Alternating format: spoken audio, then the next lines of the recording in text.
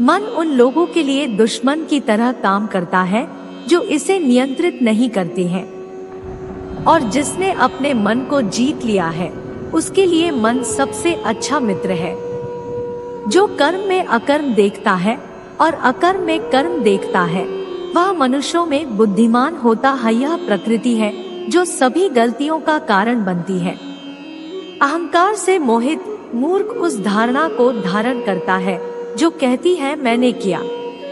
गर्मी और ठंड, सुख और दर्द की भावना इंद्रियों के अपनी वस्तुओं के संपर्क के कारण होती है। वे आते हैं और चले जाते हैं चिरकाल तक। आपको उन्हें स्वीकार करना चाहिए। पूर्ण लगन के साथ अपना कार्य करो, लेकिन उसके फल की इच्छा मत करो, क्योंकि जब आप फल की इच्छा करते हैं तब कहीं न कभी आप अपने कार्य में पूर्ण रूप से समर्पित नहीं हो पाते। जिस प्रकार इस शरीर में रहने वाला बचपन, युवावस्था और वृद्धावस्था से गुजरता है, उसी प्रकार मृत्यु के समय वह केवल दूसरे प्रकार के शरीर में प्रवेश करता है। बुद्धिमान इसके बहकावे में नहीं आते। न यह शरीर तुम्हारा है और न तुम इस शरीर के। यह शरीर तो अग्नि, जल, वायु, पृथ्वी, आकाश से बना है और इसी में मिल जाएगा, परंतु आत्मा स्थिर है। फिर तुम क्या हो? तुम अपने आप को मुझे अर्पित करो। यही सबसे उत्तम सहारा है। जो इसके सहारे को जानता है वह भय, चिंता, शोक से सर्वदा मुक्त है। जो पहले विष जैसा लगता है लेकिन अंत में अमृत जैसा स्वाद लेता है, यह सत्व का आनंद है जो स्वयं के साथ शांति से पैदा हुआ है। सभी स्वार्थी इच्छाओं पर काबू पाना पर्याप्त नहीं है। स्वामित्व और अहंकार को वश में करना भी आवश्यक है। कर्म मुझसे नहीं चिपके रहते क्योंकि मैं उनके परिणामों से जुड़ा नहीं हूँ। जो लोग इसे समझते हैं और इसका अभ्यास करते हैं वे स्वतंत्रता में रहते हैं।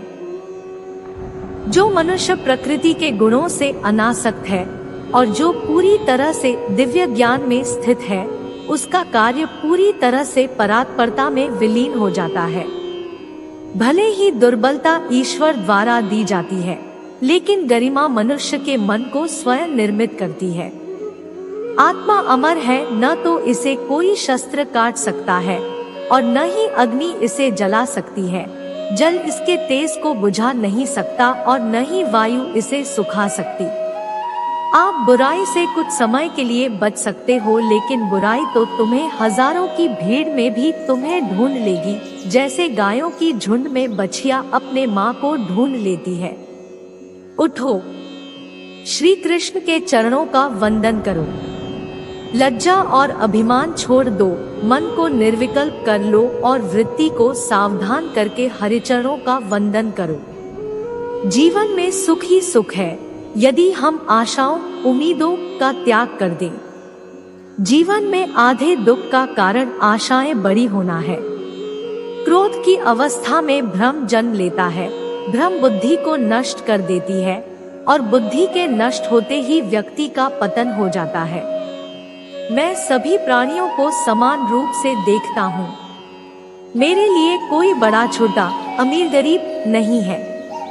ना कोई मुझे कम प्रिय है ना अधिक, लेकिन जो मेरी प्रेम पूर्वक आराधना करते हैं मैं सदैव उनका हूँ। आपको अपना निर्धारित कर्तव्य करने का अधिकार है, लेकिन आप कर्म के फल के हकदार नहीं हैं। अपने कार्यों के परिणामों का कारण स्वयं को कभी न समझें और कभी भी अपने कर्तव्य को न करने के प्रति आसक्त न हो। कोई भी मनुष्य पूर्ण नहीं है। किसी न किसी में कोई न कोई कमी होती है और हर किसी में कोई न कोई अच्छाई होती है। इसलिए आपकी तुलना किसी से मत करो, बल्कि पूर्ण निष्ठा के साथ अपना कर्म करो। आत्मज्ञान की अग्नि कर्म के सभी बंधनों को भस्म कर देती है। हे अर्जुन, जैसे धधकती आग लकड़ी को राख कर देती है। तू करता वही है जो तू चाहता है, फिर होता वही है जो मैं चाहता हूँ। तू वही कर जो मैं चाहता हूँ, फिर होगा वही जो तू चाहता है।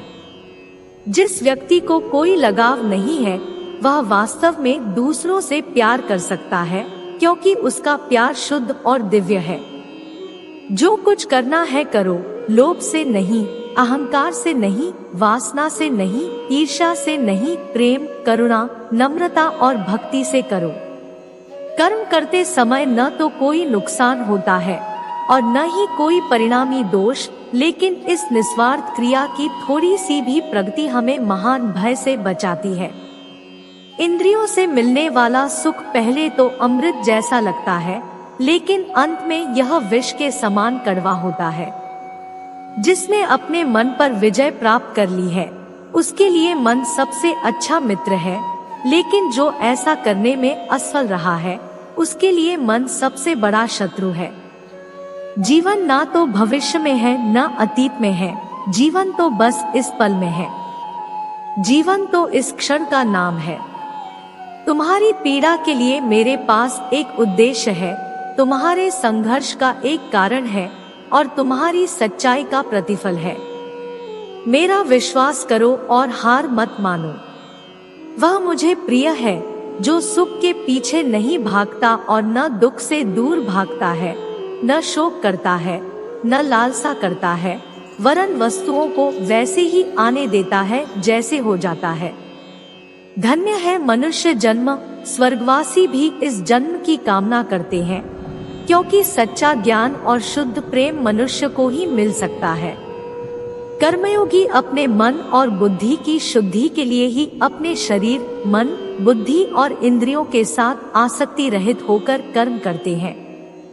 पशुओं में मैं सिंह हूँ, पक्षियों के बीच चील गरुड़। मैं प्रहलाद हूँ जो राक्षसों के बीच पैदा हुआ हूँ, और उन सभी उपायों में मैं समय हूँ।